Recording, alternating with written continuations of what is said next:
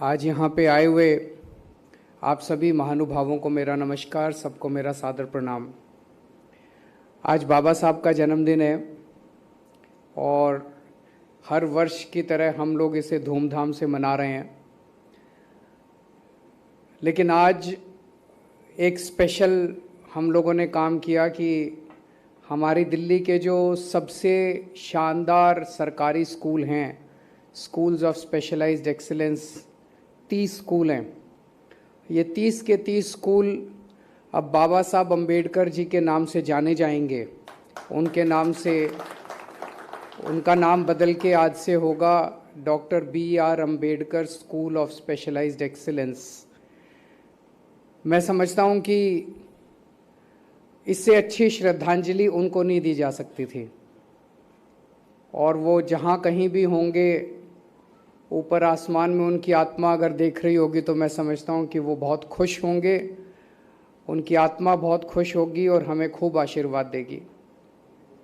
बाबा साहब अम्बेडकर ने अपने जीवन में सबसे ज़्यादा महत्व शिक्षा को दिया। एक बहुत गरीब घर में पैदा हुए थे। मैं ये उनके जीवन की बातें कई जगह बता चुका, लेकिन मैं फिर भी रिपीट करूँगा क्योंकि ये बहुत प्रेरणा देने वाली बातें हैं। वो एक बहुत गरीब घर में पैदा हुए। घर में खाने को भी रोटी नहीं थी 3 टाइम की। बहुत ज़्यादा छुआछूत थी उन दिनों में।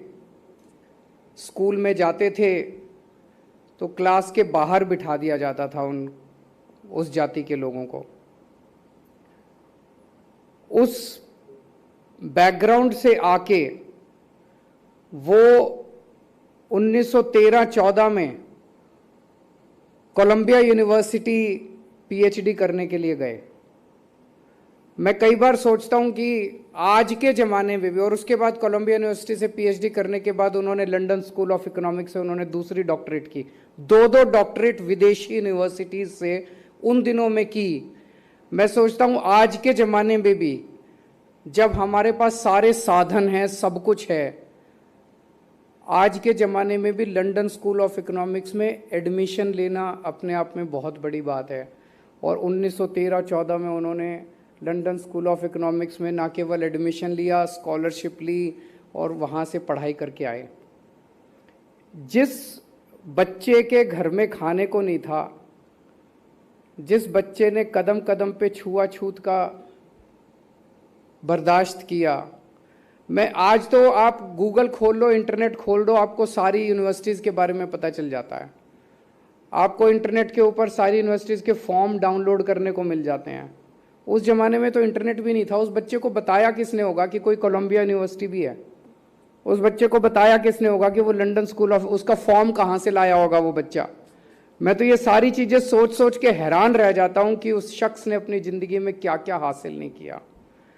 तो कई बार मैं सोचता हूं कि पिछले 100 साल में भारत ने जितने 100-150 साल में भारत ने जितने सपूत पैदा किए, सबसे महान उनमें भीमराव अंबेडकर जी थे।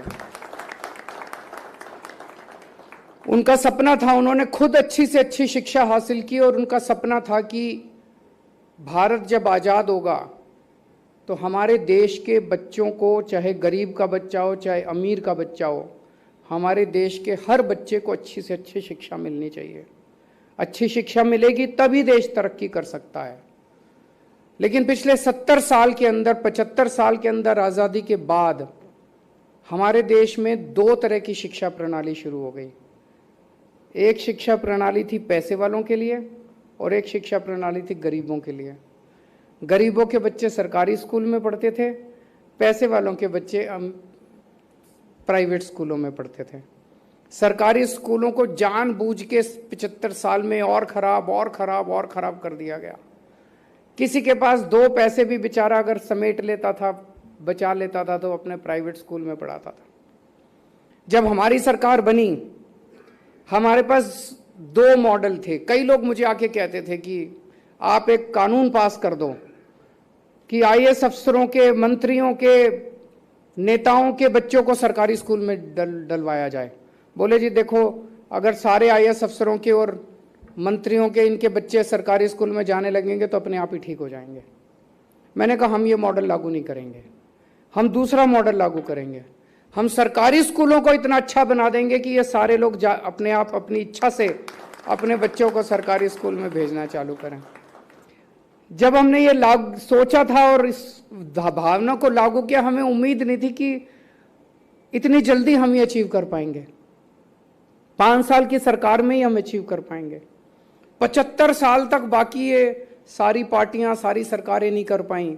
हमें लगता था काफ़ी टाइम लगेगा, लेकिन आप सब लोगों का, टीचर्स का सहयोग मिला, पेरेंट्स का सहयोग मिला, जनता का सहयोग मिला, बच्चों का सहयोग मिला, प्रिंसिपल्स का सहयोग मिला, आप सब लोगों के, ऑफिसर्स का सहयोग मिला। आप सब लोगों के सहयोग से हम लोगों ने इसे 5 साल के अंदर हम सब ने मिलके दिल्ली के स्कूलों को, सरकारी स्कूलों को इतना शानदार बना दिया। तो आज हालत यह है कि हमारे कई एमएलए ऐसे हैं जिनके बच्चे, हमने उनको फोर्स नहीं किया, वो इच्छा से अपने बच्चों को सरकारी स्कूल में पढ़ा रहे हैं। मैं कई वकीलों को जानता हूं जिनके पास खूब पैसा है, वो अपने बच्चों को इच्छा से सरकारी स्कूलों में, इस साल 4.25 लाख बच्चों ने अपने नाम प्राइवेट स्कूलों से कटवा के सरकारी स्कूलों में भर्ती करवाया। तो मुझे बेहद खुशी है कि बाबा साहब अम्बेडकर का जो सपना था कि इस देश के गरीब और अमीर बच्चों को एक जैसी अच्छी शिक्षा मिलनी चाहिए, वो सपना अब पूरा हो रहा है। एक दूसरी बात बड़ी अच्छी हो रही है आजकल इन दिनों में। पहले राजनीति हमारे देश में इतनी खराब हो गई है, इतनी खराब, गाली गलौज, गुंडागर्दी, ये वो, इतना, कई बार तो लगता है यार ये क्या हो रहा है, ऐसे थोड़ी देश आगे बढ़ेगा। लेकिन पिछले कुछ महीनों से एक अच्छी बात हो रही है, राजनीति के अंदर स्कूलों की बात होने लगी है, आपस में कंपटीशन होने लगा है। दिल्ली में कहते हैं, हम लोग कहते हैं हमारे स्कूल बड़े अच्छे, वो कहते हैं इनके स्कूल बड़े गंदे। हरियाणा में हम कहते हैं इनके स्कूल बड़े गंदे, वो कहते हैं अपने पहले दिल्ली के स्कूल देखो। फिर गुजरात में हम जाके कहते हैं देखो इनके स्कूल बड़े खराब, वो कहते हैं अपने दिल्ली के स्कूल संभालो। अच्छी बात है, अब तू मैं स्कूलों पे हो रही है, ये अच्छी बात है, इससे सुधार। कल मैं देख रहा था, अभी 2-3 दिन से हमारी विरोधी पार्टियों के लोग दिल्ली के स्कूलों में घूम घूम के हमारी कमियां निकाल रहे हैं। तो एक एमपी को मैंने देखा, एक बाथरूम में गया, बाथरूम में एक टाइल टूटी पड़ी थी, उसके सामने खड़े होकर उसने फोटो खिंचवाई, देखो केजरीवाल के स्कूलों का क्या हाल है, टाइल टूटी पड़ी है। तो मैंने कहा इनका बुरा नहीं मानना, मैंने ऑर्डर किया भाई ये टाइल लगवाओ, तो हमने टाइल लगवाई।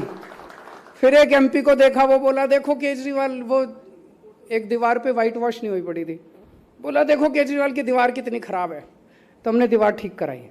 तो वो कहते हैं निंदक नियरे राखिए, तो जो जो कमियां निकालेंगे, हम इनकी बुराई नहीं करेंगे, हम वो सारी, हमने तो कहा इनको कि जो जो कमियां, आप घूमो स्कूलों में, हम कई राज्यों में जाते हैं उनके स्कूल देखने के लिए।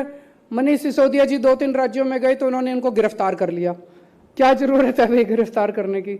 हम तो कहते हैं भाई आओ देखो, हमारे बिना ही चले जाओ, देखो सारे स्कूल देखो, कमियां निकालो हमारी, हम उन कमियों को ठीक करेंगे।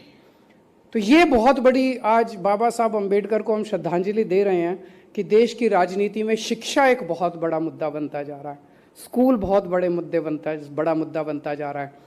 अब जो नैरेटिव है राजनीति का, वो धीरे धीरे शिक्षा और स्वास्थ्य के ऊपर शिफ्ट हो रहा है। मैं एक बार फिर आज आप सब लोगों को बाबा साहब अम्बेडकर के जन्मदिन के अवसर पे बहुत बहुत बधाई देता हूँ, और सभी टीचर्स को मैं बधाई देता हूँ, शुक्रिया अदा करता हूँ दिल्ली के लोगों की तरफ से कि जितना शानदार आप लोग काम कर रहे हैं, पूरे देश को आप पे गर्व है। Thank you.